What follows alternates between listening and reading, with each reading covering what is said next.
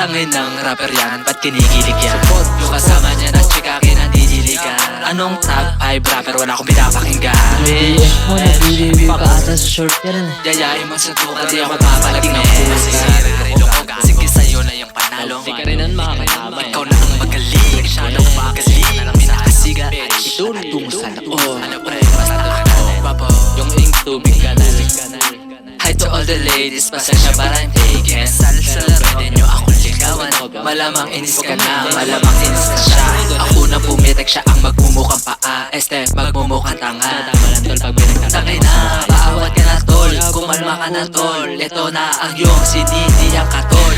Palugan, lowest 5 pesos. Palugan, sobrang maganda. Love sentence kung meron, ba't ka ba sobrang kakaiba? Punta sa tuba, punta sa tuba, punta sa sana. Gusto ko sana mag-rap sa English, kaso baka ipakulo ako. Dahil naman hindi na napaintindihan.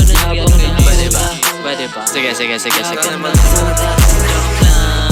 Hindi rin kasi ako marunong. Two pala puta.